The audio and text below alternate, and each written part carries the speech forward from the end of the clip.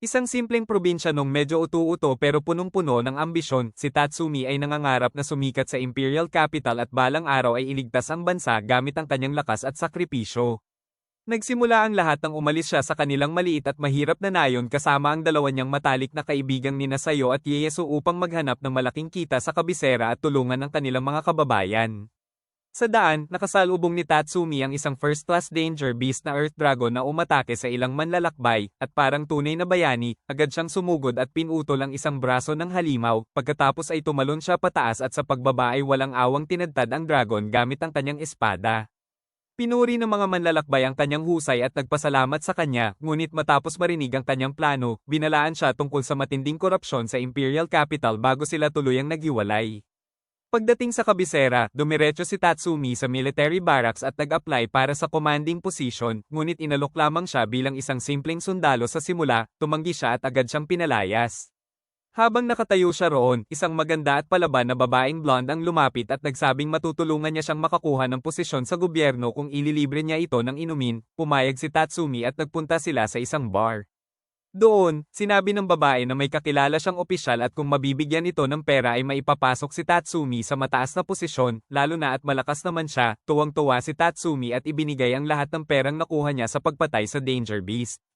Sinabi ng babae na aasikasuhin na niya ang lahat at marami siyang matututuhan sa karanasang ito, pagkatapos ay basta na lang siyang umalis dala ang pera, habang si Tatsumi ay buong araw naghintay sa bar na parang walang muwang, hanggang sasabihan siya ng may-ari na magsasara na at na-scam siya. Lungkot at galit ang naramdaman niya habang naglalakad palabas at minumura ang babaeng nanloko sa kanya dahil wala na siyang pera na pagdesisyonan niyang magpalipas ng gabi sa kalsada, ngunit may dumaan na karwahe at bumaba ang isang dalagang nagngangalang Arya na nag-alok ng tulong. Nagduda man siya sa simula, ipinaliwanag ng mga gwardya na likas kay Lady Arya ang tumulong sa mga kapres palad, kaya tinanggap ni Tatsumi ang alok at sumama sa kanya. Sa mansyon, nakilala niya ang mayayamang magulang ni Arya at ipinakilala ang sarili, ikinwento niya na inatake sila ng mga bandido sa daan papuntang kabisera at nagkahiwa-hiwalay sila ng kanyang mga kaibigan ngunit nagkasundo silang magkita sa Imperial Capital, kaya ipinagpatuloy niya ang paglalakbay at ngayon ay hinahanap sila.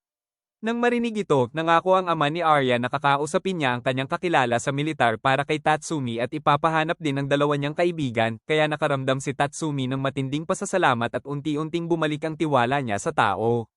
Kinabukasan, sinamahan niya si Arya sa pamimili at nakausap ang mga gwardya, itinuro ng isa ang Imperial Palace at sinabing bagamat buhay pa ang emperador, bata pa ito at ang tunay na namumuno ay ang tiwaling Prime Minister, dahilan kung bakit unti-unting nabubulok ang bansa. Nagalit si Tatsumi at sinisi ang Prime Minister sa mabibigat na buwis na nagpapahirap sa kanilang nayon, pagkatapos ay itinuro ng gwardya ang pader na may wanted posters ng Night Raid, isang grupo ng mga assassin na umaatake tuwing gabi at tina-target ang matataas na opisyal at mayayamang tao sa kabisera, kaya dapat daw siyang mag-ingat. Nang gabing iyon, nakita ang ina ni Arya na naglalakad sa mansyon at bigla siyang hiniwan ng napakalaking gunting na hawak ng isang babaeng may lila ang buhok. Naramdam ni Tatsumi ang nakamamatay na intensyon at agad siyang lumabas ng kwarto. Mula sa bintana nakita niya ang mga armadong taong nakatayo sa tila mga sinulid sa himpapawid at napagtanto niyang sila ang Night Raid. Nagtaka siya kung bakit nila inaatake ang mababait na taong ito dahil lang sa mayaman sila. Agad siyang tumakbo para protektahan si Arya at nagsabing siya ang bahala rito, ngunit sa isang iglap ay dumating si Akame at mabilis na nilampasan si Tatsumi, hinati niya sa dalawa ang isang gwardya at naglakad papalapit kay Arya, hamarang si Tatsumi at sinabi ni Akame na hindi siya ang target, ngunit iginiit ni Tatsumi na hindi niya hahayaang patayin si Arya. Dahil doon, sinabi ni Akame na wala siyang magagawa kundi patayin din siya at nagbanggaan ang kanilang mga espada, nakasabay si Tatsumi sa ilang atake ngunit mabilis siyang nasaksak sa dibdib at bumagsak na parang walang kalaban-laban. Samantala, dumating ang babaeng blonde mula kanina, si Leon, at napaisip kung gaano ba kamalas ang lalaking iyon, ngunit biglang tumayo si Tatsumi at ipinakita na nailigtas siya ng maliit na rebeltong ibinigay ng kanyang mga kababayan na nasa bulsa niya. Muling susugod si Akame para tapusin siya ngunit pinigilan siya ni Leon at sinabing may utang siya sa binata at gusto niya itong bayaran. Sinabi niya kay Tatsumi na hindi sila pumapatay ng inosente at para patunayan iyon ay sinira niya ang pinto ng silungan sa likod nila. Pagpasok ni Tatsumi, tumambad sa kanya ang isang silid ng pagpapahirap na may mga bangkay na nakasabit sa kung saan-saan, at gumuho ang mundo niya nang makita niya sa gitna ang katawan ni Sayo, at narinig niya si Ieyasu na sa kanyang huling hininga ay nagsabing pinatay ni Arya si Sayo matapos itong pahirapan hanggang mamatay. Sa puntong iyon, nagngit-ngit sa galit si Tatsumi, at nang mabunyag ang katotohanan ay nagsimulang lati ni Arya si Sayo at ang iba pang biktima, sinabing hindi niya kayang tanggapin na mas maganda si Sayo at para sa kanya ay mga laruan lang ang mahihirap at wala siyang pakialam sa gagawin niya sa kanila. Lalapitan na sana ni Akame si Arya para tapusin ito ngunit nauna si Tatsumi, at sa isang iglap ay hinati niya sa dalawa si Arya gamit ang kanyang espada, pagkatapos ay niyakap niya si Ieyasu habang ito ay humihinga ng huling beses sa kanyang mga bisig. Napansin ni Leon na hindi nagdalawang isip si Tatsumi na patayin si Arya at naisip niyang malakas talaga ang binata. Sinabi niya kay Akame na dapat nila itong isama at hinayla si Tatsumi upang pilitin siyang makipagkita sa iba pang miyembro at sumali sa night raid. Ipinakilala ni Mai ang pangalan ni Leon at matapos kidnapin si Tatsumi ay bumalik sila sa kanilang base dala siya at kinabukasan ay makikitang nakatayo si Tatsumi sa harap ng mga puntod ni Sayo at Ieyasu. Iniisip kung paano siya naiwan na mag-isa sa mundong ito. Akala mo ba tapos na ang paghihirap ni Tatsumi? Pero dito pa lang talaga nagsisimula ang totoong laban ng buhay niya. Biglang dumating si Leon at tinanong siya kung nakapagdesisyon na ba siya kung sasali o hindi, pagkatapos ay dinala siya para makilala ang iba pang miyembro ng Night Raid. Una niyang pinakilala ang purple-haired na medyo airhead na si Shield at pinasabi ito ng ilang salitang pampalakas ng loob. Sandaling nag-isip si Shield at saka sinabing ngayong alam na niya ang kanilang hideout, kapag hindi siya sumali ay papatayin nila siya. Oo, sobrang nakaka-encourage talaga. Sumunod niyang nakilala si Mai na agad lumapit at nagsabing ang pangit niyang tulad nito ay hindi bagay makatrabaho ang mga profesional na tulad nila, pagkatapos ay pumunta sila sa training ground kung saan nakilala niya ang sobrang macho na si Bulat na karaniwang suot ang kanyang armor tuwing misyon. Ibinunyag ni Leon na bakla si Bulat at hindi naman ito itinanggi. Sunod nilang nakilala ang Meniakis na pipang Tom na si Lobak at pagkatapos ay pumunta sila sa ilog para makausap si Akame. Sinabi ni Leon na sa kabila ng cute nitong itsura ay lumaki ito sa malupit na training at napakalakas. Sinabi ni Akame na bumalik na ang boss at nagpakilala si Tatsumi. Inutusan ni Akame si Leon na tipunin ang lahat at gusto niya ng detalyadong report tungkol sa binata. Matapos marinig ang ulat, inalok siya ng boss na sumali sa kanilang hanay at kung ayaw niya ay maaari siyang magtrabaho sa kanilang workshop at hindi siya papatayin, pero sa kakayahan niya ay mas makabubuting tumulong siya bilang bahagi ng intelligence gathering at assassination squad ng Revolutionary Army. Ibinunyag ng boss na layunin nilang alisin ang mga tiwaling pinuno at pamunuan ng Revolutionary Army tungo sa tagumpay at iligtas ang lahat kasama ang kanyang nayon. Sinabi ni Tatsumi na ibig sabihin ay mga heroic assassins sila na nasa panig ng tama, ngunit nagtawanan ng lahat at sinabing mga mamamatay tao lang sila, anuman ang ikot niya sa salita. Pumapatay sila at maaaring hatulan ng kamatayan anumang oras at walang sino man ang magtatanggol sa kanila. Sa kabila nito, naniwala si Tatsumi na ito ang tamang gawin at tinanggap niyang sumali sa grupo, pagkatapos ay inatasan ng boss si Akame na sanayin siya at tinapos ang pulong. Sa simula, naka-assign muna si Tatsumi sa kitchen duty at tinulungan si Akame manghuli ng isda at maghanda ng pagkain habang ang iba ay nasa intelligence gathering missions. Isang gabi, nagtipon sila sa hapag at ibinunyag ni Leon na ang target nila ay si Ogre ng Imperial Police at isang oil merchant na si Gamal. Ayon sa ulat, gumagawa ng krimen si Gamal at sinusuhulan si Ogre upang ipasa ang kasalanan sa mga inosente at ipapatay ang mga ito. Tinanggap ng Night Raid ang misyon at inatasan si Tatsumi na patayin si Ogre habang sina Akame at Leon ang bahala kay Gamal. Sa pagpunta nila sa syudad, ikinwento ni Leon ang nakaraan ni Akame. Noong bata pa siya ay binili silang magkapatid ng Empire at isinailalim sa malupit na assassin training kasama ang iba pang mga bata at siya ang lumabas na pinakamahusay sa kanilang lahat. Ginamit siya ng Empire sa maruruming gawain nito ngunit nang maunawaan niya ang tunay na korupsyon ng Empire ay nagbago ang paninindigan niya at nakumbinsi pa niya ang boss na kumampi sa Revolutionary Army. Ipinaliwanag ni Leon na sinasabi niya ito kay Tatsumi dahil masyado itong kampante sa pagpatay at kailangan niyang maging mas maingat. Naghiwalay sila para puntiryahin ang kanilang target. Madaling tinapos ni Akame at Leon si Gamal habang nilapitan ni Tatsumi ang lasing na si Ogre sa madilim na kalye. Nagtago siya sa hood at kinausap ito na may mahalaga siyang sasabihin at kailangan nilang pumunta sa lugar na walang tao. Pagdating sa isang eskinita, yumuko si Tatsumi at nagkunwaring gustong magpalista sa Imperial Army. Tumalikod si Ogre at sinabing subukan na lang niya sa iba, ngunit napansin niya ang matinding bloodlust ni Tatsumi na handa nang umatake mula sa likuran. Mabilis siyang humarap ngunit agad siyang tinaga ni Tatsumi nang walang pagkakataong makaganti. Akala ni Tatsumi tapos na ito at naglakad palayo, ngunit biglang tumayo si Ogre at walang tigil siyang inatake. Itinulak siya sa pader at sinabing tiyak na galing siya sa Night Raid. Nilate niya ang grupo at tumalon si Tatsumi para patahimikin siya, ngunit gumanti si Ogre at sinabing baka siya ang asawa ng babaeng balo na hinatulan niyang mamatay at papatayin niya ito pagkatapos. Sa galit ni Tatsumi, pinilit niyang makabawi at pinutol ang isang braso ni Ogre, pagkatapos ay tumalon siya at tinapos ito sa parehong paraan ng pagpatay niya sa Earth Dragon noon. Bumalik siya sa base at iniulat ang matagumpay na misyon sa boss. Sinuri siya ni Akame kung may sugat at sinabing natutuwa siyang ligtas siyang nakabalik. Matapos ang misyon, inatasan siya ng boss na sumailalim sa training kay Mine. Kinabukasan, natunto ng kanilang base ng mga assassin mula sa ibang bansa at lumabas silang lahat para harapin ang mga ito. Sa misyon na ito, ipinakita ni Bulat ang kanyang Imperial Arms na Inkersho, ang armor na isinusuot niya kasama ang kanyang sibat. Nagbibigay ito ng matinding lakas at bilis habang ang sibat ay kayang humiwa ng kalaban na parang mantikilya. Ang Imperial Arms ni Akame ay ang kanyang espada na marisama na may kakayahang sumpin ang sinumang masugatan at malason hanggang mamatay sa loob ng ilang segundo. Ang kay Mine ay ang energy gun na pumpkin, si Shield naman ay may hawak na napakalaking gunting na X-Taste na kayang hamarang ng bala at humiwa ng kahit ano. Ginagamit ni Lobak ang glove at wire na Imperial Arms na Crosstail, at si Leon ay may belt type na Imperial Arms na nagpapahintulot sa kanya na mag-transform bilang isang catgirl at pinapalakas ang kanyang pandama pati na ang lakas, bilis, at regeneration.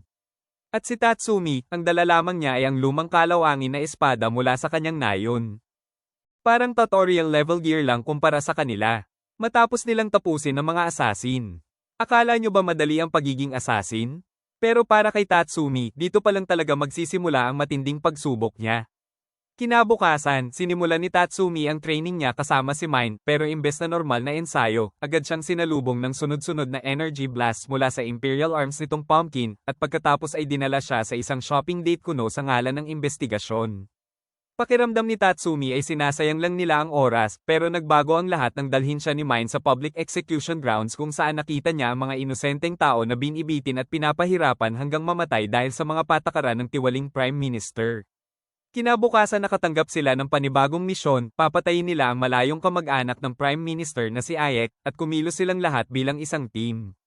Sa isang iglap, pinabagsak ni Mine si Ayek gamit ang napakahusay niyang sniping gamit ang pumpkin habang ang iba pang miyembro ng Night Raid ang bahala sa mga gwardya at tauhan nito. Sa pagbalik nila, ikinwento ni Mine ang kanyang nakaraan. Ipinanganak siya sa western border ng Empire at kalahating dayuhan kaya palagi siyang minamaliit at dinidiscriminate bilang outsider. Nang makipagsanib ang Revolutionary Army sa mga taga-kanluran, sumali siya sa Night Raid at ngayon layunin niyang magbukas ng daan tungo sa tagumpay at lumikha ng bansang walang diskriminasyon. At pagkatapos ng lahat, gusto rin niyang yumaman at mamuhay ng komportable dahil sa ambag niya sa digmaan. Papunta sila sa rendezvous point para makipagkita sa iba ngunit bigla silang inambush ng leader ng mga gwardya, isang bihasang martial artist na sinipa si Tatsumi palayo at dumiretso kay Mine. Nagpaputok si Mine para ilayo siya ngunit nakalapit pa rin ito, kaya niyakap ni Tatsumi ang kalaban mula sa likod parang ginawa ni Goku sa kapatid niya at sumigaw kay Mine na barilin sila. Mas mabuti na raw na hindi sila matulad kay Piccolo. Nang makita ni Mine ang tiwalang ibinibigay sa kanya ay pinaputok niya ang baril at tinapos ang kalaban, at doon niya tuluyang tinanggap si Tatsumi bilang miyembro ng Night Raid. Ilang araw matapos nito nagsimulang mag-training si Tatsumi ng swordsmanship kasama si Bulat sa base, tumutulong siya kay Akame sa kusina at ginugugol ang natitirang oras sa pagpapalakas. Isang gabi tinipon sila ng boss at sinabi ang susunod na target. Hahabulin nila ang isang serial killer na mahilig mangulo bilang libangan. Napag-alaman nilang si Zank the Executioner yun na nabaliw at naging mamamatay tao. Ninakaw din ito ang isang Imperial Arms na tinatawag na Spectator bago tumakas kaya pinayuhan silang maging maingat. Nagpunta sila sa syudad at nagpatrolya. Magkasama sina Tatsumi at Akame. Habang nagpapahinga si Tatsumi ay may nakita siyang parang sisayo sa dulo ng kalsada, sinubukan niya itong lapitan ngunit tumakbo ito papuntang Coliseum kaya hinabol niya. Pagdating doon niyakap niya ito at tinawag ang pangalan ngunit laking gulat niya nang mapagtantong hindi ito sisayo kundi isang maskuladong baliw. Nagpakilala itong si Zank at ginamit ang Spectator para basahin ang isip ni Tatsumi. Sinugod ni Tatsumi si Zank gamit ang espada ngunit madali itong nakaiwas dahil nababasa nito ang galaw niya. Paulit-ulit siyang umatake ngunit iniwasan ni Zank at gumanti gamit ang handblade. Tinarget nito ang mga kasukasuan at kalamnan ni Tatsumi hanggang halos hindi na siya makagalaw. Sa huling lakas na gawa ni Tatsumi na masugatan ang mukha ni Zank kapalit ng pagkakasugat ng likod niya. Bumagsak siya habang papalapit si Zank para tapusin siya ngunit dumating si Akame at hinarang ito. Parang tipikal na kontrabida, hinubad pa ni Zank ang balabal at humarap kay Akame. Nagbanggaan ang kanilang mga espada ng may matinding husay. Napansin ni Akame na nababasa nito ang isip niya kaya nilinis niya ang isipan at umatake ng walang pag-aalinlangan, ngunit naharang pa rin siya at nasugatan. Ibinunyag ni Zank na nakikita niya pati ang maliliit na galaw ng kalamnan niya gamit ang spectator at kaya niyang mag-react agad. Ginamit pa niya ang ilusyon para magmukha siyang kapatid ni Akame na si Kurome at sinabing hindi na siya makakalaban, ngunit sa halip mas tumindi ang determinasyon ni Akame at sinabing dahil mahal niya ang kapatid niya kailangan niyang tapusin ito agad. Sa pagkabaliw ni Zank, inulan niya si Akame ng walang diskarte ng mga saksak ngunit lahat iyon ay naperi at sa huli tinapos siya ni Akame sa isang malinis na hiwa sa lalamunan. Matapos ang misyon bumalik sila sa base. Kinabukasan nagising si Tatsumi sa ilalim ng pangangalaga ni Shield at nagsimula ang panibagong training. Pinapalangoy siya sa ilog habang suot ang mabigat na armor, matapos ang ilang ulit umahan siya at kinausap si Shield na nagsabing maganda ang ginawa niya at mahalagang kaya ng bawat assassin sa grupo na buhatin ang sarili nilang responsibilidad. Nang tanungin niya kung ano ang papel ni Shield sa team, sinabi nitong bilang isang airhead madalas siyang pumalpak sa anumang gawin kaya hindi na siya masyadong pinapagawa sa base. Minsan ba naisip mo kung ano ang nagtutulak sa isang tao para maging mamamatay tao, at kaya mo bang tanggapin ang sagot kapag nalaman mo? Tinanong ni Tatsumi si Shield kung paano siya naging assassin, at ikinwento nito ang kanyang nakaraan. Minsan daw pinatay niya ang abusadong ex-boyfriend ng kaibigan niya bilang pagtatanggol sa sarili, at sa sandaling iyon nakakagulat na sobrang kalmado siya at hindi man lang nagpanik kahit kilala siyang sobrang clumsy. Ilang araw matapos iyon, inambush siya ng mga kaibigan ng lalaking iyon sa kalsada at sinabi na pinatay na nila ang mga magulang niya at siya na ang susunod, pero muli na natili siyang kalmado sa gitna ng panganib at tumayo lang dala ang kutsilyo at isa-isa silang pinatay. Doon niya naisip na ang tornilyong maluwag sa ulo niya ang nagbigay sa kanya ng kakaibang talento para pumatay, kaya naging freelance assassin siya sa kabisera hanggang sa ma-recruit siya ng Revolutionary Army. Napaisip si Tatsumi kung bagay ba talaga siya sa ganitong buhay, pero tiniyak ni Shield na magiging maayos din siya dahil mas normal pa raw siya kumpara sa kanya. Biglang umahan si Bulat mula sa ilog na kumikislap ang mga kalamnan at lalo tuloy napaisip si Tatsumi kung kakayanin niya ba talaga. Pagbalik nila sa base, ibinigay ng boss kay Tatsumi ang Imperial Arms na nakuha nila kay Zank. Sinuot niya ang headgear na spectator at sinubukang basahin ang isip ni Mine. Hinula niyang iniisip nito ang karne para sa hapunan at sinabi ni Akame na tama siya, pero itinuro ni Leon na hindi pa niya ina-activate ang relic at sadyang mahilig lang talaga sa karne si Akame. Umupo siya at sinubukang gamitin ito ng maayos. Gumana sandali ngunit agad siyang tinanggihan ng relic bilang wielder. Sinabi ng boss na mukhang hindi ito compatible sa kanya kaya ipapadala nila sa headquarters para pag-aralan. Dahil sa dami ng klase ng Imperial Arms napaisip si Tatsumi kung may relic bang kayang bumuhay ng patay para maibalik ang mga kaibigan niya, ngunit sinabi ng lahat na walang ganitong relic. Kung meron man ay buhay pa sana ang unang emperor na lumikha ng mga ito. Labis na nalungkot si Tatsumi at umiyak na parang bata sa kondongan ni Shield sa tabi ng mga puntod ng kanyang mga kaibigan. Kinabukasan na-assign siya kay Leon at dinala siya nito sa slums kung saan ito lumaki. Doon, hinabol sila ng mga taong sinisingil si Leon sa utang at habang parang Tom and Jerry ang habulan nila ay nagkahiwalay sila ni Tatsumi at naligaw siya. Isang batang Imperial Police Officer na si Seryo ang lumapit at nagtanong kung naliligaw siya. Sinabi ni Tatsumi na hindi niya kabisado ang lugar at napansin niya ang living Imperial Arms na kasama ng dalaga. Nagpanggap siyang kalmado at nagpasama palabas bago sila maghiwalay. Bumalik si Tatsumi para i-report ang nakita niya habang si Seryo naman ay nagpasya na hahanapin niya ang pumatay sa mentor niyang si Ogre at paghihigantihan ito. Samantala nagpa siya ang Prime Minister na ipadala ang mataas na ranggong general na si Esdeath para durugin ang Revolutionary Army matapos ang matagumpay nitong ekspedisyon sa Hilaga kung saan inilibing nito sa yelo ang mahigit 400,000 kalaban gamit ang kanyang Imperial Arms. Sa slums naman, ipinagpatuloy ni Tatsumi at Leon ang misyon nila sa gabi. Target nila ngayon ang isang drug mafia na kumikidnap ng mga batang babae sa pamamagitan ng pagdodroga at ibinebenta bilang alipin. Inactivate ni Leon ang kanyang Imperial Arms at nag-transform sa kanyang beast form, isinama si Tatsumi at tumalon papasok sa gusali. Kinumpirma nila ang target mula sa bubong at saka bumaba at parang naglaro ng Fruit Ninja habang isa-isang tinatapos ang mga tauhan ng mafia. Samantala sina Mine at Shield ang bahala sa boss ng sindikato at papabalik na sana sa base nang ma-ambush sila ni Seryo. Agad nagpaputok si Mine gamit ang pumpkin ngunit tumalon ang living Imperial Arms ni Seryo na si Koro at hinarang ang atake. Pinaputukan sila ni Seryo at inutusan si Koro na salakayin si Shield ngunit napugutan niya ito ng ulo gamit ang kanyang malaking gunting. Naglakad siya pasulong ngunit laking gulat nang makitang buhay pa si Koro at susugod muli. Tinulak ito ni Mine pabalik gamit ang energy shot at ipinaliwanag na may core ang mga living relic at hanggat hindi ito nasa Syra ay hindi sila titigil. Inutusan ni Seryo si Koro na mag-transform at magpatubo ng malalaking braso at atakihin sila. Humarang si Shield gamit ang kanyang X-Taste bilang shield para salagin ang mabibigat na suntok habang hinay pa ni Seryo ang whistle para tumawag ng backup at lalong naging delikado ang sitwasyon. Pinatalsik ni Mine si Koro gamit ang malakas na putok at sinamantala ni Shield ang pagkakataon para itulak si Seryo papasok sa gubat habang hinaharangan ang mga atake nito. Nadulas si Seryo at napaatras at pinutol ni Shield ang dalawang kamay nito, ngunit naglabas si Seryo ng mga baril mula sa kanyang mga siko at tinangkang barilin siya ng biglaan. Hinarang ni Shield ang mga bala gamit ang relic at pinutol pa ang kanyang mga braso. Sa desperasyon inilabas ni Seryo ang alas niya at pinakawalan ng tunay na anyo ni Koro bilang isang mabangis na aso. Sinunggaban nito si Mine at dinurog habang iniwan ni Shield si Seryo para iligtas siya. Naputol niya ang braso ni Koro at nailigtas si Mine ngunit sinamantala ni Seryo ang pagkakataon at binaril si Shield gamit ang baril na nakatago sa loob ng kanyang bibig. Sa isang iglap, kinagat ni Koro si Shield at nahati ang katawan niya at doon tuluyan nating nawala ang unang best girl ng Night Raid. Dumating ang mga reinforcement at pinalibutan si Mine pero sa huling hininga ni Shield ginamit niya ang espesyal na kakayahan ng kanyang Imperial Arms na X-Taste para bulagin ang lahat at bigyan ng pagkakataon si Mine na makatakas. Pagbalik sa base, ibinalita ni Mine ang pagkamatay ni Shield at nabalot ng lungkot ang lahat. Nawala ng kontrol si Tatsumi at gustong gumanti agad pero sinuntok siya ni Bulat at pinakalma muna siya habang nagbabalak sila ng plano. Nanumpa si Mine na papatayin niya si Seryo gamit ang sarili niyang mga kamay. Natapos ang misyon na matagumpay ngunit kapalit ang napakasakit na pagkawala. Samantala, bumalik si Esdet sa capital at iniulat sa Prime Minister ang kanyang tagumpay.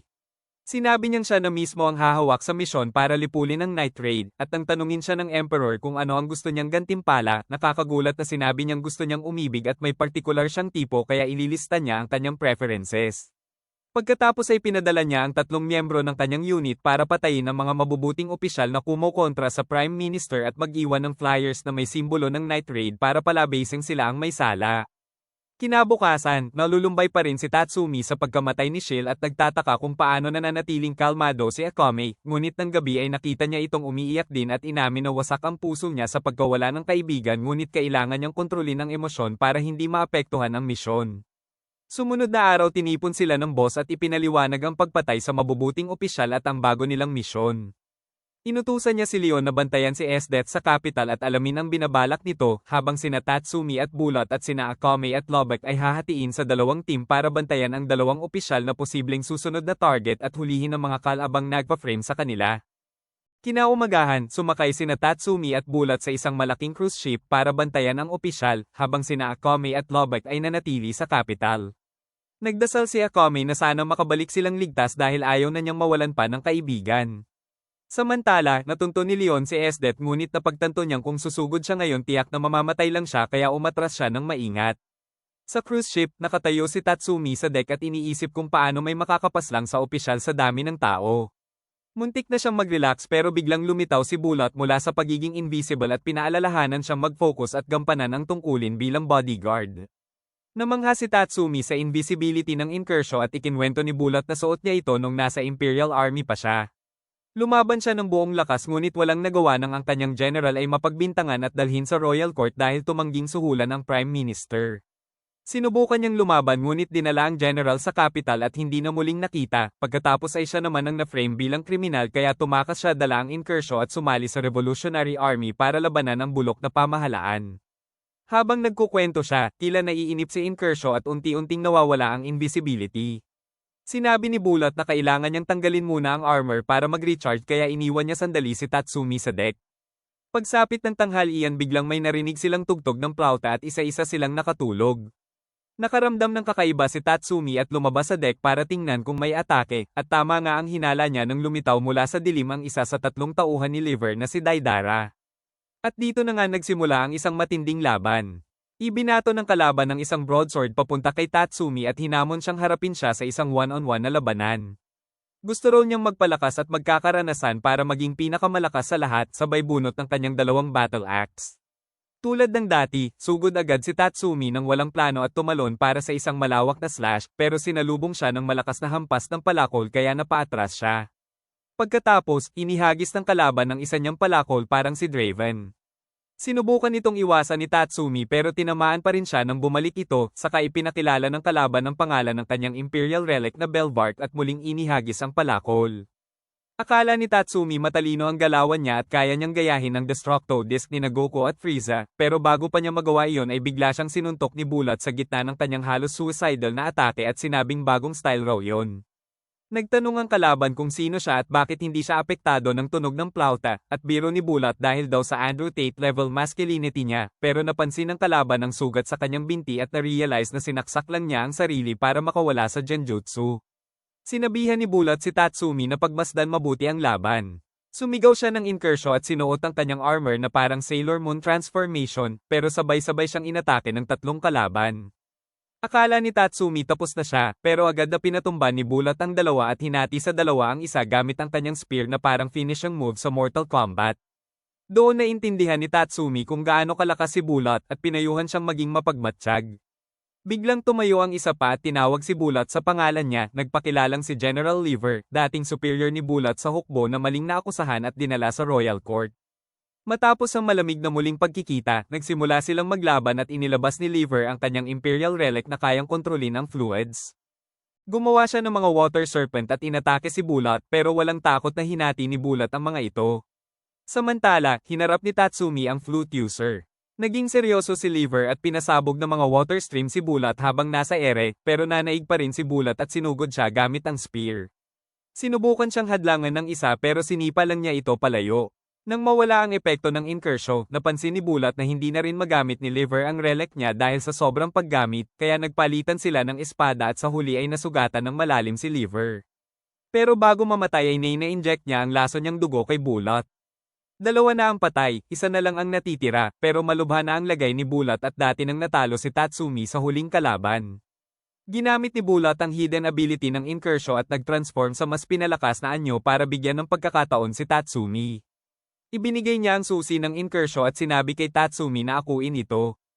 Pagkakuha ng susi, pinuno ni Tatsumi ito ng kanyang espiritu at lumabas ang inkersyo sa tunay na anyo, nag-adjust ito sa sukat ng katawan niya. Matapos ang kanyang sariling Sailor Moon style transformation, nagbanggaan ng kamao si Tatsumi at ang kalaban at sa bagong lakas niya ay isang suntok lang, tapos agad ang laban. Nakuha nila ang tatlong bagong relic pero kapalit nito ang buhay ni Bulat. Makalipas ang ilang araw, umalis ang boss papuntang headquarters para ihatid ang mga relic at humingi ng reinforcement dahil dalawa na ang nawala sa grupo. Iniwan niya si Akame na mamuno at mag-train sa iba. Nakarecover na rin si Mine at sumama sa training. Sa kabilang banda, bumuo si SDET ng 6 na miyembrong unit ng mga relic wielder na tinawag na Jaegers, parang fan talaga ng Attack on Titan. Kasama rito si Wave na galing sa Imperial Navy at mukhang Tatsumi 2.0, si Kurom na nakababatang kapatid ni Akame, ang baliw na si Seryo, ang gaya doctor na si Stylish, ang mukhang creepy pero may pamilya na si Balls, at ang feeling cool na si Ron.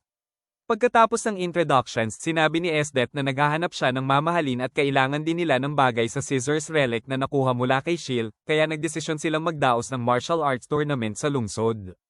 Sa kabisera, pumunta si Tatsumi sa shop ni Lobek na may secret base sa basement. Tinanong niya sila ni Leon tungkol kay SDET at kung bakit kinatatakutan siya ng lahat, ikinwento nila ang brutal at baliw nitong estilo sa laban. Hinikayat siya ni Lobek na sumali sa tournament para makita siya ng malapitan at makapagpadala pa ng pera sa baryo kung manalo.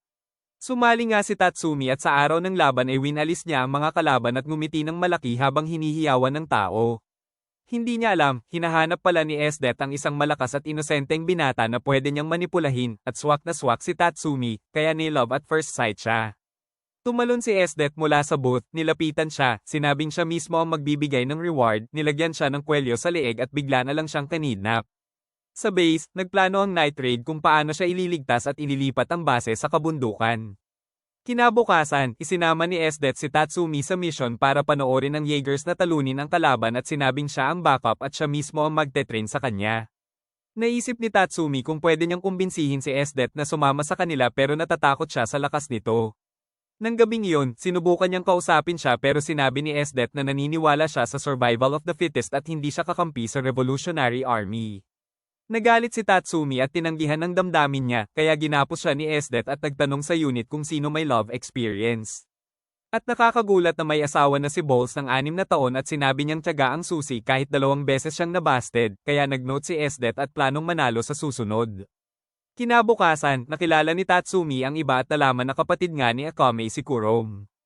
Na-assign siya sa hunting mission kasama si Wave. Sa biyahe, nag-usap sila at napagtanto ni Tatsumi na mabuting tao si Wave na naniniwalang para sa hustisya ang ginagawa niya. Habang nakikipaglaban sa mga danger beast, ginamit ni Tatsumi ang invisibility at bilis ng Inkersho para makatakas. Nang mapansin ni Wave na nakatakas siya, kinabahan siya sa iisipin ni Esdet at ginamit ang kanyang relic na Grand Chariot na parang Inkersho 2.0. Mabilis siyang humabol at naabutan si Tatsumi. Akala niya miyembro ito ng Night Raid at hinarang niya agad, pero kahit tumakas si Tatsumi ay mas mabilis at mas malakas si Wave, sinipa pa niya ang armor ng Inkersho at inihulog si Tatsumi sa ilog. Ginamit ni Tatsumi ang ilang segundong invisibility para makatakas, inakala ni Wave nakatakas na siya at naghanap pa. Samantala, inatake si Tatsumi ng Danger Beast pero sinagip siya ni Akame at bumalik sila sa base kasama si Lobike. Ikinwento ni Tatsumi ang lahat ng nalaman niya tungkol sa Jaegers at sa mga relic.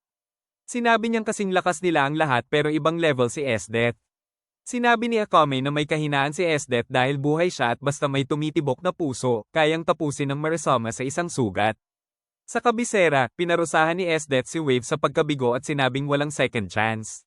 Nabigo rin si Seryo na mahanap sila pero natuklasan ni Dr. Stylish ang base ng Night Raid gamit ang kanyang Chimera experiments at imbes na mag-report ay nagdesisyong mag-solo attack kasama ang mutated prisoners.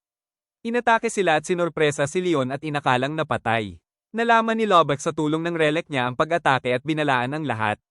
Hinarap niya ang mga flexible Chimera at tinuhog ang isa gamit ang wire spear, tinulungan siya ni Akame at pinaire-piraso ang mga kalaban. Inatake si Akame ng Iron Mechanoid Chimera na immune sa laso ng Marisama kaya nakipaglaban siya habang hinarap ni Lobak ang 2 Iron Golem. Tumalon si Tatsumi suot ang Inkersho at pinatumba ang mga kalaban. Hinarap siya ng lalaking may scissors relic. Nagalit si Tatsumi at sinugod siya pero nabasag ang arm guard niya. Muntik na siyang tapusin pero dumating si Mine gamit ang pumpkin, pinapalapit ang kalaban habang China charge ang lakas at isang putok lang, lipad siya sa Narnia at nabawi ang relic. Nalungkot si Dr. Stylish pero biglang may higanting Manta Ray Danger Beast na lumipad dala ang boss at 2 bagong miyembro. Tapos na rin ang laban ni Akame at Lobak at nagsama-sama sila sa labas. Sinubok ang ambushin si Mine pero one-shot ni Leon ang kalaban at ibinunyag na nag-heal lang siya gamit ang relic niya.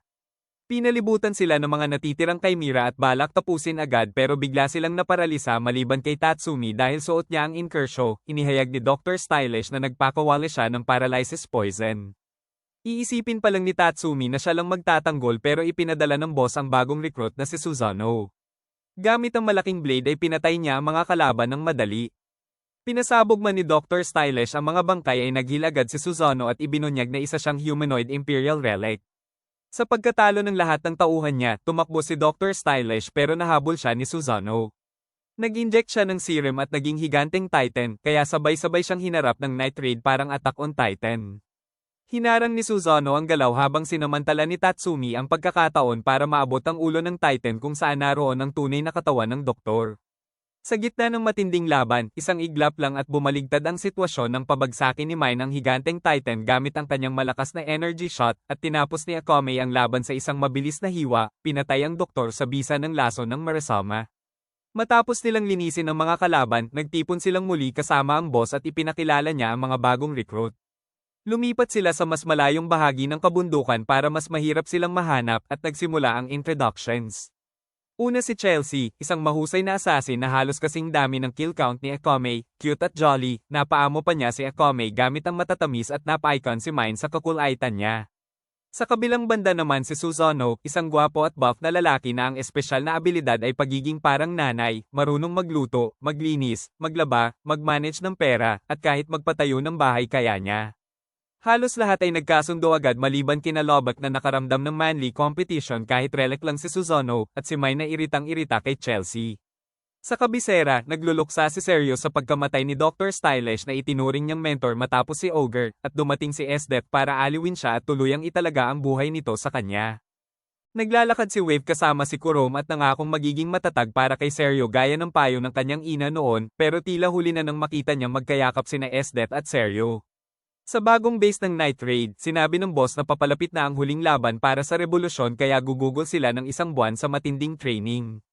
Matapos ang montage ng pagsasanay sa bundok, mas lumakas silang lahat at natutunan na rin ni Tatsumi gamitin ang spear ng Inkersho.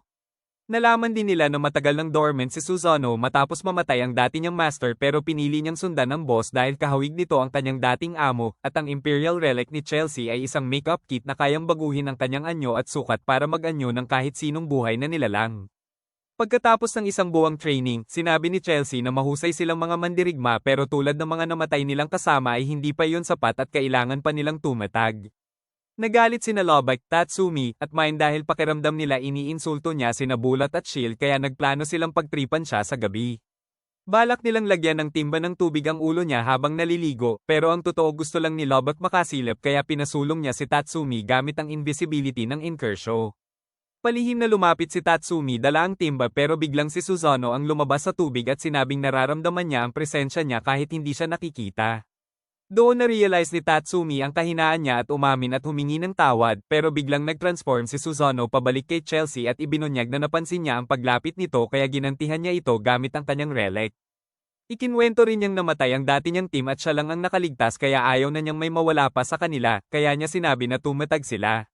Nahiya si Tatsumi at humingi ng tawad bago umalis, pero binalaan siya ni Chelsea na huwag siyang sisilip muli kung ayaw niyang maputulan.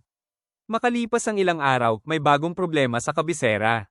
May mga humanoid danger beast na lumilitaw sa kagubatan at minahan at inaatake at kinakain ang kahit sinong madaanan.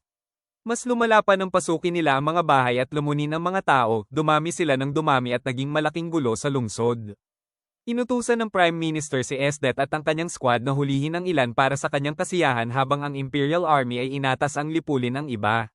Madali nilang natapos ang misyon sa tulong ni Esdet at inutusan niya si Ron na imbestigahan ang pinagmulan ng mga nilalang at kung may koneksyon ito sa pagkawala ni Dr. Stylish at sa human experiments nito. Habang naghihintay ng bagong utos ang Jaegers, napansin ni Wave na hinuhusgahan ng iba si Balls dahil sa itsura nito kahit mabait naman ito. Pero inamin ni Balls na hindi siya mabuting tao dahil sinunog niya ang mga baryo at tao kapag inutusan kahit nagmamakaawa pa ang mga ito. At biglang dumating ang kanyang maganda at mapagmahal na asawa at anak dala ang tanghalian, doon napagtanto ni Wave na talunan siya pagdating sa romance kumpara kay Balls. Matapos ang investigasyon, iniulat ni Ron na dating tao ang mga humanoid danger beast at maaaring gawa ito ng isang Imperial Relic o mga specimen na nakatakas sa laboratorio ni Dr. Stylish, at inutusan siya ni Esdet na alamin kung nakatakas ba talaga o sadyang pinalaya at kung may mastermind sa likod nito. Sa kagubatan, nagpatuloy ang training ni Tatsumi kasama si Susanoo nang dumating si Akame para ibalita ang bagong utos. Bumalik sila sa base at ipinaliwanag ng boss na papatayin nila ang mga halimaw na nananakit ng tao.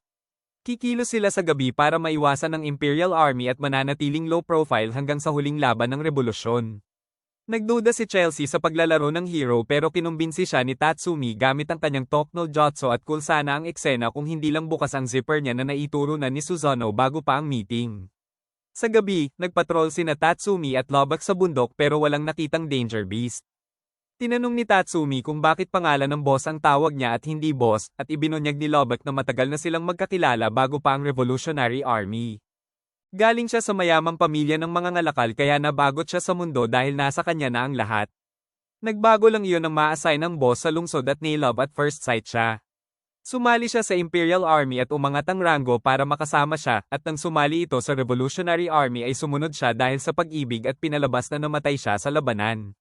Sinabihan siya ni Tatsumi na tigilan na ang pagiging manyak at pagsilip sa babae bago umakyat sa tuktok para sa huling survey. Wala pa ring nakita kaya sinuot niya ang Inkersho para bumaba pero biglang bumagsak si Esdet mula sa langit parang uhaw sa dugo na anghel. Nasa random night patrol daw siya at may namataan sa bundok kaya bumaba, pero nang makita niyang si Tatsumi iyon ay nagbago ang ekspresyon niya. Bigla silang inambush ng mga danger beast at inisip ni Tatsumi na pagkakataon na para makatakas pero agad pinatay ni Esdet ang lahat at muling hinarap siya. Niyakap siya mula sa likod at sinabing masaya siyang nakita siya habang naka-duty. Tinanong kung ano ang ginagawa niya roon at sinabi niyang lumalaban siya sa danger beast at nagsasanay. Tinanong kung sumali na ba siya sa Revolutionary Army at sinabi niyang hindi pa pero hindi niya babaguhin ang desisyon niya. Pinuri siya ni Esdet sa paglakas at tinawag ang nagtatagong tao sa likod ng bato. Lumabas ang lalaking may silver na buhok at hood at ginamit ang relic na Shambhala para i-teleport silang dalawa sa isang malayong isla. Sa isla, inisip ni Tatsumi kung ilusyon ba yon at pinapinch si Esdet pero hinalikan siya nito at sinabing totoo ito dahil nararamdaman niya ang lahat. Sinabi niyang manipulation ito ng space at malakas na relic user ang gumawa at nagtataka kung sino. Gumawa siya ng napakalaking ice pillar para makita ang paligid at napagtanto nilang napapalibutan sila ng dagat. Biglang lumabas ang higanteng mutant titan mula sa gubat at umatake. Napansin ni Tatsumi na kahawig ito ng final form ni Dr. Stylish at kinailangan noon ang buong squad para talunin. Nag-isip siya kung paano nila ito mapapatay pero ipinakita ni Esdet ang kanyang demonic power at pinuno ng Ice Spears ang Titan. Gumagalaw pa rin ito kaya sumugod si Tatsumi at tinapos sa pag-atake sa pangunahing katawan. May isa pang Titan na sumugod mula sa likod pero dinurog ito ni Esdet gamit ang napakalaking bola ng yelo na nilikha niya mula sa wala. Sa lakas na iyon, napaisip si Tatsumi kung paano tatalunin ni Akame ang ganitong kalaban. Matapos ang laban ay nagpahinga sila at tinanong niya kung ano ang plano. Sinabi ni Esdet na iikutin nila ang isla, aaralin ang paligid at hahanapan ng paraan para makabalik. Habang umiikot ang mundo nila sa gitna ng gulo at digmaan, pansamantalang naging tahimik ang isla, at doon nagsimula ang isang kakaibang sandali sa pagitan ni Tatsumi at Esdet. Buong araw nilang inikat ang isla para alamin ang paligid, pero para kay Esdet parang isa itong romantic date kasama si Tatsumi. Pagsapit ng gabi, muli niyang sinubukang akitin si Tatsumi, pero matatag itong tumanggi maliban na lang kung babaguhin niya ang isip niya tungkol sa pagsuporta sa Prime Minister. Pagkatapos noon, ibinalik siya ni Esdet sa mismong lugar kung saan sila unang lumitaw sa isla at sinabi niyang malamang ang relic user ay nakakakapag-teleport lang sa mga lugar na namarkahan na niya, kaya siguradong babalik ito roon at magbubukas muli ng portal, maaari silang maghintay para doon makabalik. Dagdag pa niya, kaya rin niyang paamuin ng isang danger beast at sakyan iyon pabalik ng kabisera. Pinaupo niya si Tatsumi at sinabing gusto pa niyang sulitin ang oras nilang magkasama. Tinanong niya kung paano ito natuto ng espada. Ikinwento ni Tatsumi na galing siya sa isang baryo at may retiradong sundalo na nagturo sa kanya kung paano humawak ng espada at gumawa ng armas. Gusto niyang matuto ng maraming kakayahan para magtagumpay sa kabisera. Tinanong naman niya si Esdet tungkol sa nakaraan nito at ibinunyag niyang anak siya ng pinuno ng isang tribo sa Hilaga. Lumaki siya sa malupit na kapaligiran kung saan survival of the fittest ang batas, ganoon siya pinalaki ng kanyang ama. Isang araw, inatake ng mga kalaban ang kanilang tribo at pinatay ang kanyang ama, pero para sa kanya patunay lang iyon na mas malakas ang kalaban at kailangan niyang mas lumakas para mabuhay sa mundong ito. Nang maubos ang kanilang tribo, namuhay siya mag-isa sa pangangaso ng mga danger beast hanggang sa kumonti ang mga ito. Kaya lumipat siya sa kabisera at sumali sa hukbo. Para sa kanya, pareho lang ang pagpatay ng halimaw at tao, walang pinagkaiba. Tinanong siya ni Tatsumi tungkol sa kanyang tigo at sinabi niyang ginagamit niya ang dugo ng isang danger beast na nagbibigay sa kanya ng ganap na kontrol sa yelo at pinapalakas din ang kanyang pagnanais pumatay at lumakas pa. Sa narinig na yun, napagtanto ni Tatsumi na hindi niya kailanman mababago ang isip ni Esdet at nakaramdam siya ng lungkot at takot sa posibilidad na balang araw ay magharap sila bilang magkaaway. Samantala sa kabisera, nabunyag na ang lalaking may pilak na buhok ay anak ng Prime Minister na si Sayora, at ginamit niya ang kanyang tigo para muling buksan ang portal. Naunang tumalon si Tatsumi pabalik para makatakas kay Esdet, at pagbalik niya ay agad niyang sinuot ang inkersyo at naging invisible, nagtago pa sa likod ng bato parang takot na manok hanggang sa umalis si Esdet. Inisip niyang sa susunod na pagkikita nila ay bilang magkaaway na. Pagbalik niya sa base, iniulat niya sa boss at sa iba ang lahat ng nalaman niya tungkol kay Esdet, at nalaman din nating nasa kalagitnaan ng 20s ang edad ng boss kung may nagtataka man. Habang kumakain sila, sinabi ng boss na malapit na ang unang hakbang ng Revolutionary Army para pabagsakin ang bulok na gobyerno at pag-uusapan nila ang estratehiya pagkatapos kumain. Ipinaliwanag niya na may relihiyosong grupo na tinatawag na Path of Peace na mabilis lumaki sa silangan at malapit ng mag-armadong pag-aaklas laban sa Empire. Nagtanong si Tatsumi kung hindi ba nila dapat pigilan ito dahil tiyak na maraming mamamatay, pero sinabi ng boss na sawa na ang mga tao at handang magsakripisyo para sa mas maliwanag na kinabukasan. Binanggit din niya na dati nang may mga puwersang lumaban sa Empire tulad ng mga taga-Hilaga pero lagi silang natalo, kaya ngayon makikipagsanib puwersa sila at sabay-sabay na aatakihin ng Empire mula sa iba't ibang panig. Kapag nagsimula ang relihiyosong pag-aaklas, maglulunsad ang Revolutionary Army ng malawakang pag-atake mula sa timog habang ang mga kakampi sa kanluran ay sasabay. Magiging three-pronged attack ito. Karamihan ng puwersa ng Empire ay nasa timog para harapin ang Revolutionary Army, pero dahil sa korupsyon at kawalan ng hustisya marami sa mga opisyal ang lihim na papanig sa kanila at magpapasuko ng walang dugo. Sa gitna ng kaguluhan, malamang ipadala ang Commander-in-Chief Budo para harapin ang sitwasyon at iyon ang magiging pagkakataon nilang makalusot sa palasyo at patumbahin si Prime Minister Honest. Dagdag pa ng boss, ang misyon nila ay patayin ang advisor ng founder ng Path of Peace na si Bolek na isa palang especially iyan ng Prime Minister at nilalason ang pagkain ng mga tagasunod para kontrolin sila.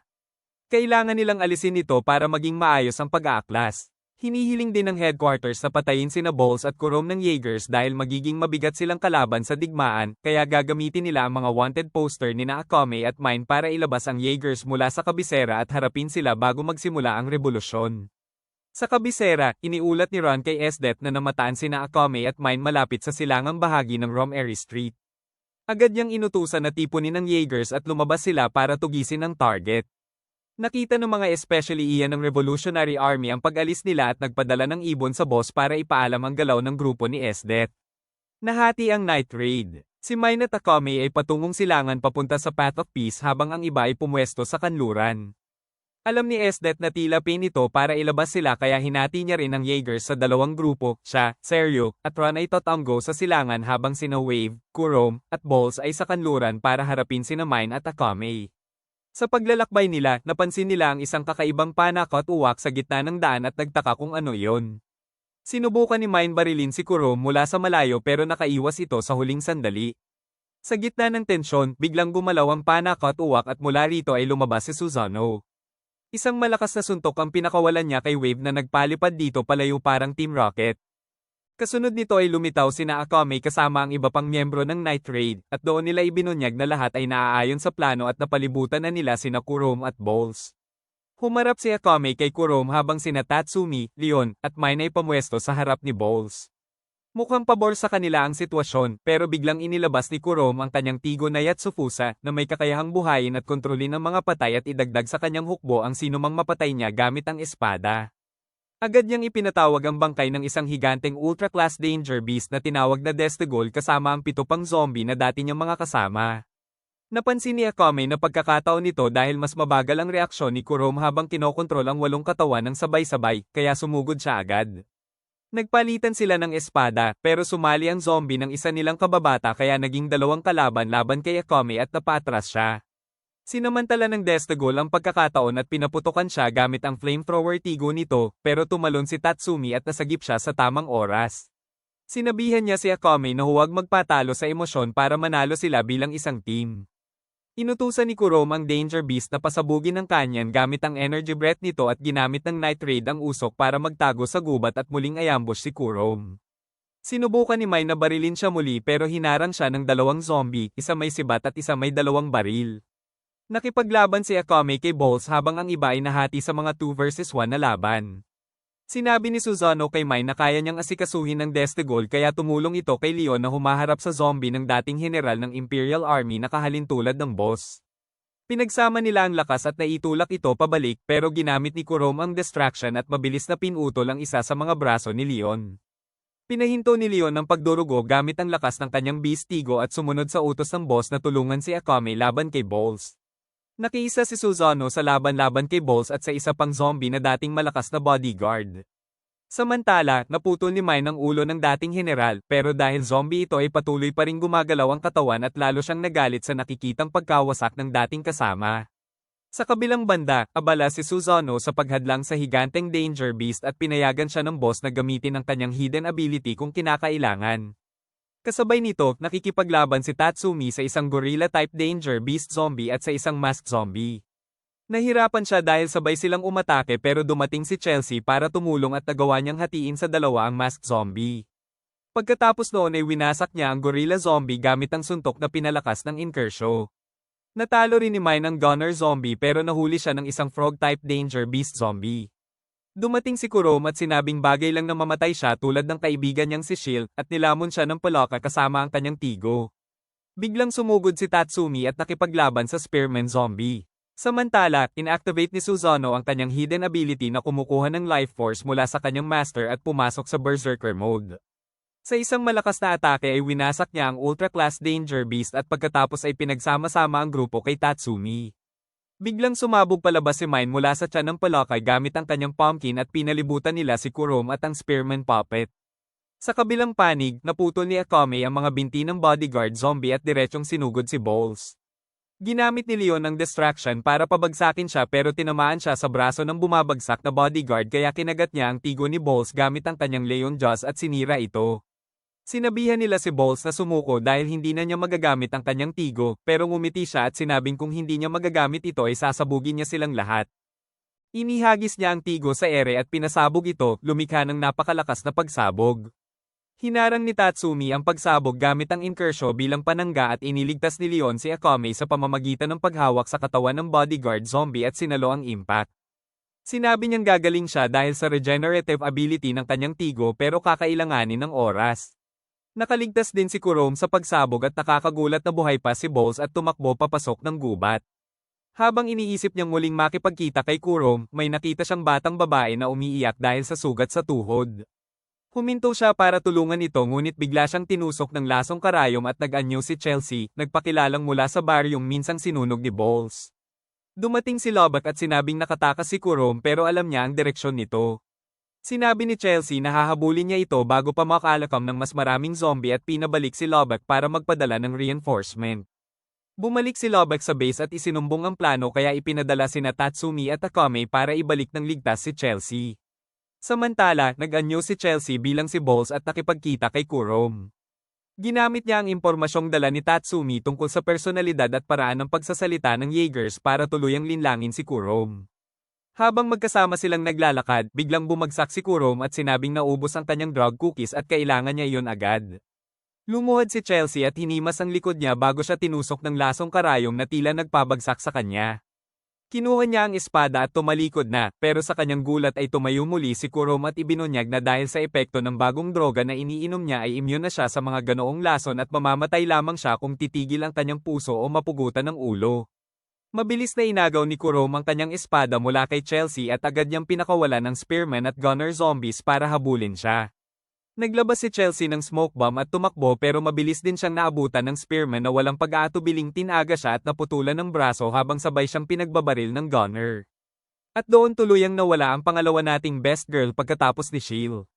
Bumalik tayo sa lungsod kung saan patuloy na hinahanap ni Tatsumi at Akame si Chelsea habang sinusundan ang bakas ng dugo mula sa gubat papasok ng syudad. Walang tigil sa pagtakbo si Tatsumi sa mga kalye hanggang makarating siya sa plaza kung saan nagkukumpulan ang maraming tao sa gitna. Tumingala siya para tingnan kung ano ang pinapanood ng lahat at agad siyang napaluhod nang makita niyang ulo ni Chelsea ang nakatusok sa isang poste. Pagkatapos noon bumalik silang lahat sa base na mabibigat ang puso pero mas tumibay ang kanilang pasya na ituloy ang revolusyon. Nalaman din natin na kayang idikit muli ni Leon ang kanyang naputol na braso dahil sa regenerative ability ng kanyang tigo na Lionel at sa tulong ng wires ni Lubbock. Kinabukasan nagtungo silang lahat sa silangan para harapin si Advisor Bolek ng relihiyosong grupo upang masimulan ang revolusyon. Samantala nakipagkita si Esdet kay Bolek at sinabi na siya at ang Jaegers ang magsisilbing bodyguards laban sa night raid na pinaghihinalaan nilang nakapasok na sa silangan. Tinanggap sila ni Bolek at ibinunyag na matagal na siyang pinoprotektahan ng Four Rakshasa Demons sa tulong ng Prime Minister at ngayon ay maaari na niya silang gamitin sa opens iba. Ipinadala niya ang mga ito sa bayan upang hanapin at lipulin ang mga miyembro ng night raid. Napansin din ni Wave na hindi pa nakakabawi si Kurom mula sa mga sugat niya sa nakaraang laban at masyado niyang pinipilit ang sarili. Kinausap niya ito at sinabing hihilingin niya kay Esdet na huwag muna siyang isama sa misyon pero ibinunyag ni Kurom na kapag tinanggal siya sa Jaegers ay papatayin siya dahil isa siyang assassin ng Empire. Sinabi niyang ayaw niyang mangyari iyon at kung mamamatay man siya ay mas gugustuhin niyang mamatay habang nakikipaglaban kasama ang kanyang mga kasama. Pagsapit ng gabi nakipagkita si Akame sa mga especially iyan ng Revolutionary Army para magpalitan ng impormasyon ngunit bigla silang pinatay ni Ibarra ng Four Rakshasa Demons. Hinarang niya si Akame at ipinakita ang sobrang flexible niyang katawan sa laban. Noong una nahirapan si Akame pero kalaunan ay nagawa niyang hatiin ito sa dalawa at nagwagi siya. Gayunpaman nakita siya ni Ran na nagpasalamat pa sa pagpapakita niya ng kanyang tigo at lumipad palayo para magulat kay Esdet. Sa kabilang banda na-ambush si Lubbock ni Sergio at Mes ng Four Rakshasa Demons dahil napagkamalan siyang miyembro ng Night Raid dahil sa suot niyang hood at kilos na parang nag-iispiya. Nasuntok siya ni Seryo at bumagsak kaya nagpanggap siyang patay at ginamit ang kanyang mga wire para pansamantalang ihinto ang tibok ng kanyang puso upang paniwalain silang wala na siyang laban. Ngunit sa malas niya nakasalubong ng mga demonyo ang isang batang babaeng especially iyan ng revolusyon at balak nila itong patayin. Dahil doon nagising ang kanyang konsensya at tumayo siyang muli para labanan sila. Ginamit niya ang kanyang mga wire at gumawa ng battle axe habang may ilan pang wire na nagsisilbing depensa. Tinamaan niya si Seryo pero hinawakan lang nito ang palakol gamit ang bare hands at sinabing walang silbi iyon. Ngumiti si Lubbock at sinabing panggulo lang iyon at nang lingunin nila ang bata ay nakatakas na ito. Itinuring niyang tapos na ang misyon at tumakbo siya palayo. Hinabol siya ni Seryo ngunit nahulog ito sa bitag ng mga wire. Muntik na itong mapugutan ng tamaan ng wire at pagkatapos ay tinusok ni Lubbock ang kanyang dibdib gamit ang wire spear, saka hinigpitan ang mga wire sa loob ng katawan nito hanggang maduraj ang puso at tuluyan siyang mamatay. Pagkatapos ay hinarang niya si Mes at naglatag ng lambat ng mga wire sa paligid. Ginamit ni Mes ang kanyang lihim na ninja technique at pinahira ng malagkit na likido ang mga wire para mawalan ng bisa. Sinipa niya si Lubbock at nilapitan para tapusin siya.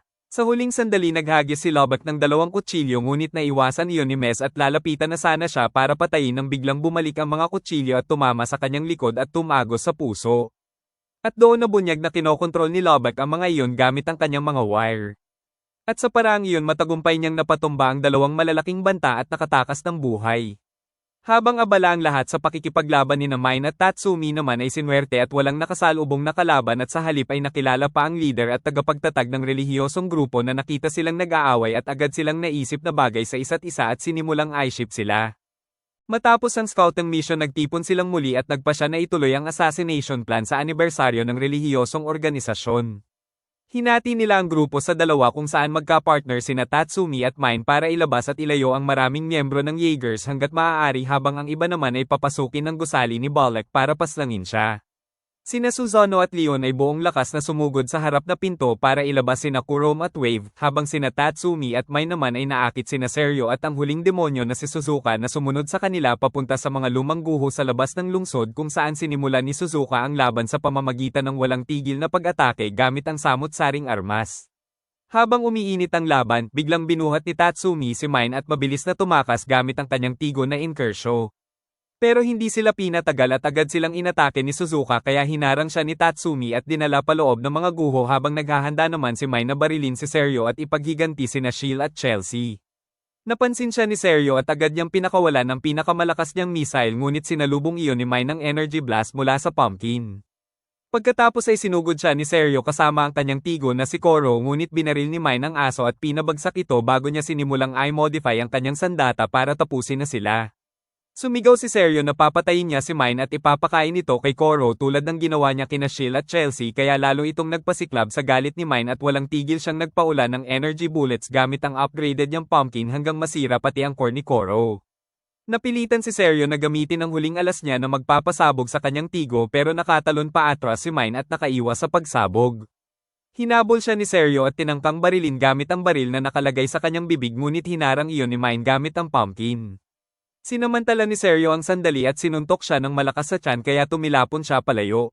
Samantala sa loob ng mga guho ipinagpatuloy ni Tatsumi ang laban kay Suzuka at nagpasya siyang ilibing ito ng buhay sa pamamagitan ng pagwasak sa mga pader at haligi ng sinaunang gusali hanggang gumuho iyon sa kanila. Mabilis siyang nakaalis gamit ang Inkersho at tuluyang natalo si Suzuka. Sa labas nilapitan ni Seryo si Mine para tapusin na siya at inutusan ng sugatang si Koro na lusubin siya ngunit sa huling lakas ni Mine pinili niyang hindi pa ito ang wakas niya. Binago niya ang pumpkin sa energy beam mode at bigla niyang pinakawalan ng napakalakas na atake na tumagos kina Koro at Seryo at tuluyang tumapos sa kanila.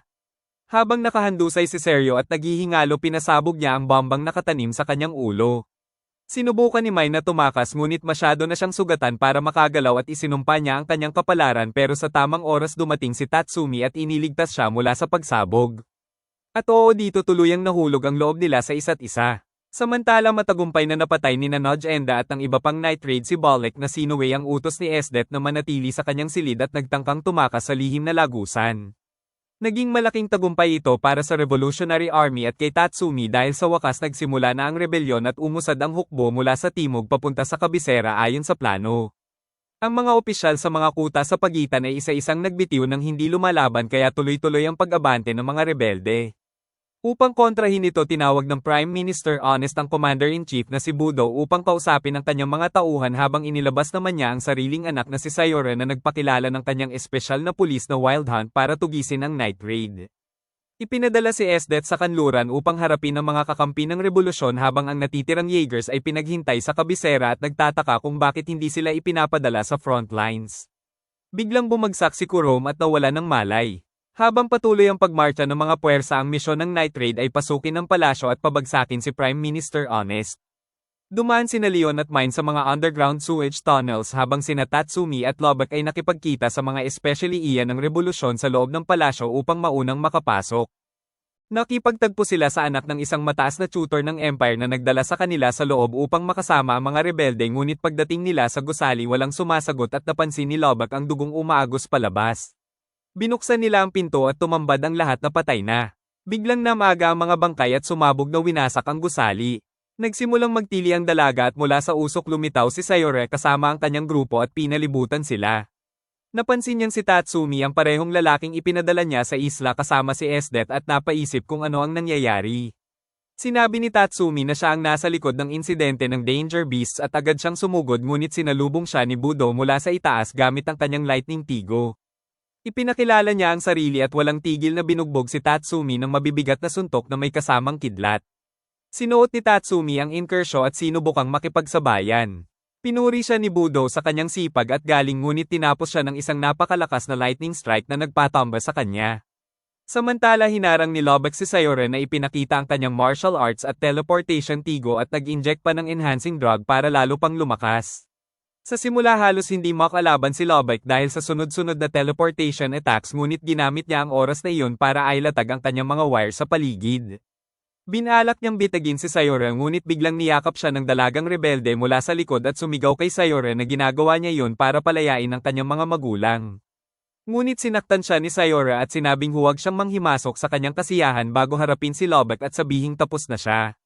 Doon binaliktad ni Lobak ang sitwasyon at pinutol ang kamay ni Sayore na may hawak ng tigo at sinabing nasa bitag na siya.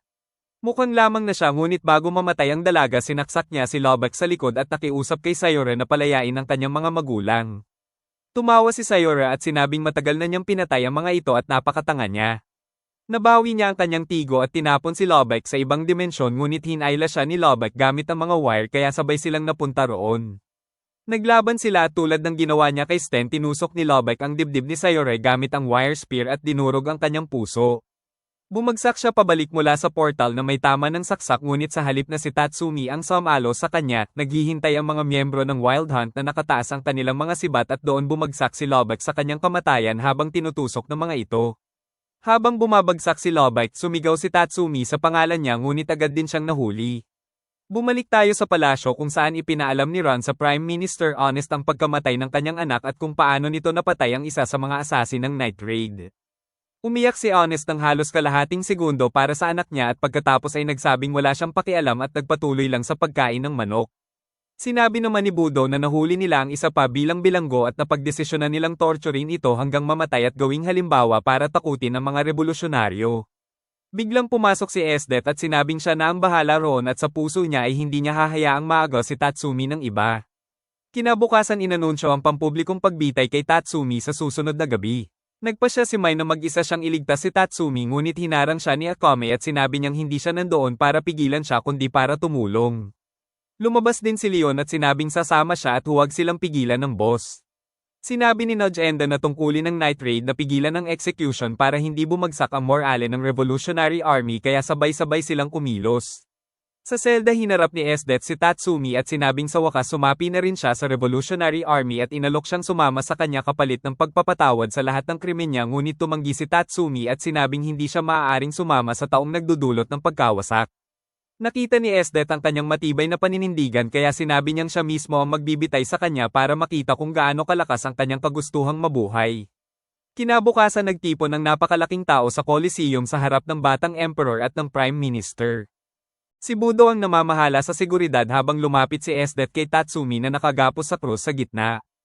Itinapat niya ang espada at pinunit ang kanyang damit bilang hudyat ng simula ngunit biglang binaril siya ni Mine at napaatras. Sunod-sunod na energy beams ang pinakawalan niya para mailayo si Esdet kay Tatsumi habang ang iba pang Night Raid ay lumipad sa ibabaw ng mga tao sakay ng isang Manta Ray Danger Beast. Pinasabog nila ang mga eksplosibong itinanim ni Lobak bilang paghahanda sa huling laban at bumagsak si Esdet sa ilalim. Binira sila ni Budo ng kidlat at tumalon si Nodge Enda kasama si Susanoo upang harapin si Esdet. Sumama si Leon kay Mine habang si Akame ay pumasok sa palasyo para ilayo ang Jaegers at patayin ang Prime Minister. Hinarap ni Mine at Leon si Budo ngunit napakalakas niya.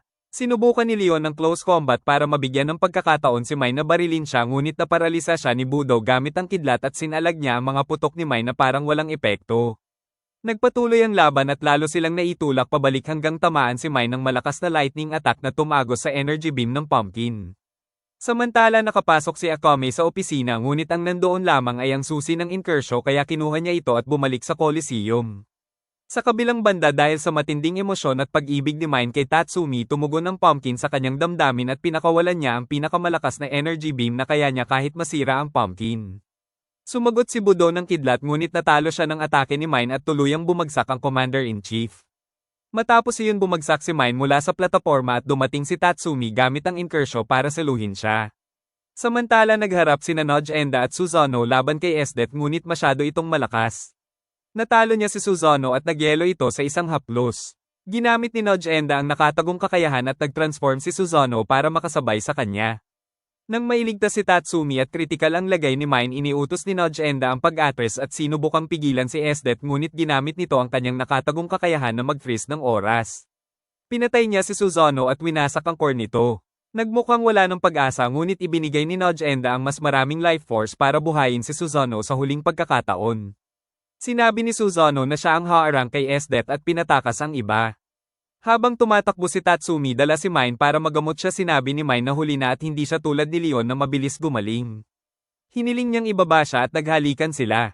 Nagpasalamat siya sa lahat at sa pagmamahal nito bago tuluyang mamatay sa kanyang mga bisig. Sa araw na iyon nawala kina Night Raid sina Susanoo at Mine ngunit nabawi nila si Tatsumi at ang Inkersho at napatumba si Budo. Dahil sa tagumpay na iyon lalo pang lumapit sa kabisera ang Revolutionary Army at ipinadala si Esdet sa front lines. Kinausap ni Ron sina Wave at Kurome at sinabing kung tatakas sila ngayon walang hahabol sa kanila ngunit tumanggi si Kurome at sinabing kailangan niyang tapusin ang laban nila ng kanyang kapatid. Marami silang napatay na revolusyonaryo at nag-iwan si Kurome ng lihim na mensahe para kay Akame na magkita sila ng mag-isa sa lumang pasilidad sa gubat. Nagpasya si Akame na pumunta mag-isa bilang paggalang sa hiling ng kanyang nakababatang kapatid at sinabi ni Tatsumi na bumalik siyang buhay. Samantala minanipula ng Prime Minister ang batang Emperor para gamitin ang ultimate tigo na nangangailangan ng autoridad ng Emperor. Sa gabi nagkita sina Akame at Kurome sa lumang ampunan at nagbalik tanaw sa kanilang pagkabata. Sinabi ni Kurome na pinagtaksilan siya ni Akame nang sumama ito sa Revolutionary Army at iniwan siya. At doon nagsimula ang huling laban ng magkapatid. Inactivate ni Kurome ang kanyang tigo na Yatsufusa at tinawag ang mga zombie niya, pero dahil sa mahina na ang katawan niya, napaubo siya ng dugo. Napansin niyo ni Akame at nagdesisyong tapusin na agad ang laban. Nagbanggaan ang kanilang mga espada at kahit 3 laban sa isa, nagawa pa ring mangibabaw ni Akame sa laban. Samantala sa palasyo, tinanong ni Wave si Ron kung saan kaya nagpunta si Kurome matapos iwan ng sulat tungkol sa pakikipaglaban kay Akame, at nagpasya silang puntahan siya para iligtas. Sa gitna ng bakbakan ng magkapatid, nagising ang isang experimental danger beast na natutulog sa paligid. Pinatay nito ang 2 malalakas na zombie at inatake rin si Kurome, pero iniligtas siya ni Akame at magkasama nilang pinabagsak ang halimaw gaya ng dati. Pagkatapos noon, muli silang nagharap. Tinawag ni Kurome ang kanyang mga NPC zombie ngunit agad silang nilusaw ni Akame sa isang iglap. Ihinanda na ni Akame ang huling atake para sa kapatid, pero dumating si Wave at itinulak siya palayo. Sinabi niyang naroon siya para pigilan ang laban, ngunit biglang dumating din si Tatsumi at itinulak pabalik si Wave, sinasabing may mga bagay na kailangan nilang resolbahin sa sarili nila. Sinabi ni Kurome kay Wave na gusto niya ito. Nagpasalamat siya at inaming sana sa ibang pagkakataon ay mas naging malapit pa sila. Tahimik na pinanood ni na Wave at Tatsumi ang huling sagupaan ng magkapatid hanggang sa tuluyang manaig si Akame at tinusok si Kurome, pinapahinga na siya ng tuluyan. Ibinigay nila ang katawan kay Wave at tinanong niya kung para saan ba talaga ang ipinaglalaban nila. Sumagot si Akame na kung hindi niya kayang sagutin iyon sa sarili niya, wala siyang karapatang humawak ng sandata. Umalis silang lahat. Sa palasyo, dinala ng Prime Minister Honest ang batang emperor sa Ultimate Tigo at inutusan siyang i-activate ito, sinasabing tungkulin niyang protektahan ang bayan laban sa rebelyon. Dahil wala na ang Jaegers at nasa kabisera na ang Revolutionary Army, nagmarcha sila papasok ng palasyo para wakasan ang malupit na pamumuno ni Honest. Pinangunahan ni Nodge Enda ang revolusyon sa harapan habang sina Tatsumi, Leon at Akame ay palihim na pumasok para putulin ang ulo ng ahas. Sa loob, hinarang sila ng maraming advanced knights, ngunit dumating si Ron at sinabing siya na ang bahala sa night raid. Pinili ni Leon na siya ang lumaban kay Ron at pinasulong sina Tatsumi at Akame. Tinanong nila si Ron kung bakit siya kumakampi kay Honest at sinabi niyang biktima rin siya ng imperyo pero gusto niyang baguhin ito mula sa loob, hindi sa pamamagitan ng rebelyon. Nagsagupaan sila sa loob ng courtroom sa isang matinding habulan. Samantala, sumugod sina Tatsumi at Akame sa trono at hinarap ang emperor at si Honest. Tinangka ni Akame pugutan si Honest ngunit naharang ng force field. Ibinunyag ni Honest na activated na ang Ultimate Tigo. Biglang gumuho ang palasyo at mula sa loob ay lumabas ang napakalaking Mecha Emperor Shikao Taser. Lubos na na-brainwash ang batang emperor at nagpakawala ng malalakas na laser beam na pumatay ng maraming tao at sumaira ng mga bahay sa kabisera. Mula sa libingan ni Kurom, nasaksihan ni Wave ang trahedya at nagpasya siyang sumali sa revolusyon. Habang nakikipaglaban ng Revolutionary Army laban sa hukbo ni Esdeath, hinarap ni Tatsumi ang Emperor sa loob ng higanteng mech. Isang suntok pa lang ay bumagsak na siya, pero ginamit niya ang pinakalegendaryong teknik, ang Tokno Jutsu. Kahit bagbog sarado, patuloy niyang kinausap ang Emperor tungkol sa paghihirap ng mga tao at kung paano siya minamanipula ni Honest. Nainis ang Emperor at tinangkang tapakan siya, pero dumating si Wave at iniligtas siya. Nagdesisyon din si Ron na tulungan ng mga sibilyan kasama si Leon. Nagsaanib puwersa sina Tatsumi at Wave laban sa Shikao Taser at natuklasan ni Tatsumi ang kahinaan nito. Sa tulong ni Wave, napinsala nila ito, ngunit binaril sila ng laser at nawala ng malay si Wave. Sa matinding sandali, naalala ni Tatsumi ang payo ni Bulat at tinawag ang Inkersho. Nag-evolve ito, naging gininto ang baluti na may pakpak. Iniwasan niya ang mga laser at sinira ang mech mula sa loob, tuluyang winasak ito. Ngunit bumabagsak ang napakalaking katawan nito sa mga tao, kaya sinalo niya ito na parang si Superman. Napigilan niya ang pagbagsak pero dahil sa sobrang dugo na nawala, doon na siya tuluyang namatay bilang bayani. Dali-daling lumapit si Akame at umiiyak na tinanong siya tungkol sa pangakong hindi siya mamamatay. Dumating din si Esdeath at sinabi ni Akame na patay na si Tatsumi. Talo na ang Emperor at halos panalo na ang revolusyon, ngunit nakatayo pa rin si Esdeath. Tinanggap niyang bumagsak na ang imperyo pero hindi pa tapos ang kanyang pangangaso. Gumawa siya ng napakalaking yelong arena sa paligid nila ni Akame. Sinabi ni Akame na hindi niya hahayaang mabuhay ang isang taong tulad niya sa mundong pinaghirapan nilang buuin. Nagsimula ang huling laban. Sa una ay nakakasabay si Akame sa espada ni Esdeath ngunit masyado ang malakas ang kapangyarihan nito sa yelo. Nang malagay sa alanganin, sinugatan ni Akame ang sarili gamit ang Marisama. Kumalat ang lason sa katawan niya at nag-transform siya sa kanyang demonic state na nagpalakas sa kanya ng husto. Lumaban siya ng todo at nasugatan si Esdeath pero agad nitong pinutol ang sariling braso para pigilan ang pagkalat ng lason at nagpatuloy sa laban. Sa huli, napilitan si Esdeath gamitin ang kanyang trump card na kaya lang isang beses kada araw, ang pagtigil ng oras. Pinahinto niya ang oras at sinaksak si Akame sa puso, ngunit napagtanto niyang after image lang iyon. Bumalik ang oras at mula sa itaas ay binagsak ni Akame ang kanyang espada, sinasabing pinaghandaan niya ang kapangyarihang pumatay kay Susanoo. Tinanggap ni Esdeath ang pagkatalo, gumawa ng pader ng yelo, nilapitan ang bangkay ni Tatsumi at niyakap ito, sinasabing sa wakas ay magkasama na sila, at naglaho. Tapos na ang digmaan at isa-isa nang bumagsak ang mga haligi ng kasamaan. Tinangkang tumakas ni Prime Minister Honest ngunit naharang siya ni Leon sa isang lihim na daanan. Susugurin na sana niya ito nang ilabas ni Honest ang kanyang nakatagong tigo na kayang sirain ang anumang relic isang beses. Sinira nito ang Lionel ni Leon at binaril siya ng ilang beses pero hindi siya natinag. Sinuntok niya si Honest kahit paulit-ulit siyang barilin sa tiyan at binugbog niya ito hanggang sa maduraj ang ulo nito. Pagkatapos, nagpaalam siya kay Akame habang itinatago ang kanyang sugat.